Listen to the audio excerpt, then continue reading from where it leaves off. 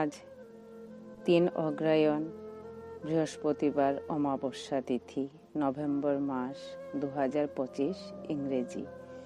আমার বাবার ৮ নং ভুজ্জি নিবেদন ঠাকুরের নিকট। বাবাকে উদ্দেশ্য করে আমাদের এটা ৮ নং ভুজ্জি নিবেদন হবে। কোনো মৃত ব্যক্তির যতদিন বাৎসরিক শ্রাদ্ধ হচ্ছে না ততদিন এই ভুজ্জি আমরা প্রায় ১ বছর ঈশ্বরের নিকট নিবেদন করব। এই উপলক্ষে আমি আমাদের নিত্যকর্ম শেষ করে ফুল তুলতে গেলাম। বিভিন্ন জায়গা থেকে ফুল তুলেছি। নভেম্বর মাস তো, তাই ফুলগুলো পাওয়াও অনেক কষ্ট হচ্ছে। বিভিন্ন জায়গা থেকে কিছুটা ফুল তুলেছি। আমাদের ভুজ্জিটা পুরোপুরি আমরা রেডি করে নিয়েছি বাবার উদ্দেশ্যে। আমরা ঈশ্বরের নিকট যেটা আমরা নিবেদন করতে যাব। আমরা এখন দুজনে মিলেই চলে যাচ্ছি মন্দিরে।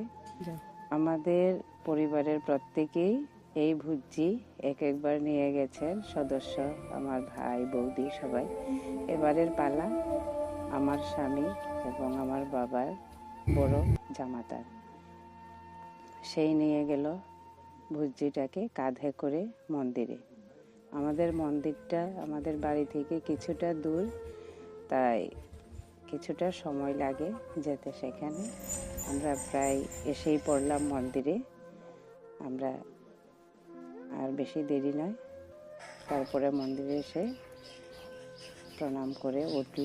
এখনো ফাটক খোলা হয়নি। প্রণাম সারল এবং পুরোহিত মশাই শঙ্খধ্বনি করে ফাটক খুলবেন এবং ঈশ্বরকে জাগালেন তিনি। এই ফাটক খোলা হয়ে গেল এবং ঈশ্বরের দর্শন আমরা পেয়ে গেলাম। তারপরে পুরোহিত মশাই উনি ওনার নিত্যকর্মে নিয়োজিত হয়ে গেলেন। আমরা ঈশ্বরের নিকট প্রণাম করছি যে আমার বাবার উদ্দেশ্যে এই ভুজ্জি নিবেদন করলাম। হে প্রভু, তোমার নিকট তুমি যেন এইগুলো গ্রহণ করো, আমার বাবাকে তোমার শ্রীচরণে মঙ্গল মতে রেখে দিও। জয় শ্রীকৃষ্ণ, জয় শ্রী রাধা মাধব, জয় শ্রী গৌর নিতাই। মন্দিরে প্রণাম সেরে আবার আমরা জন্ম মৃত্যুর ঠাকুর শিব ঠাকুরের নিকট আবার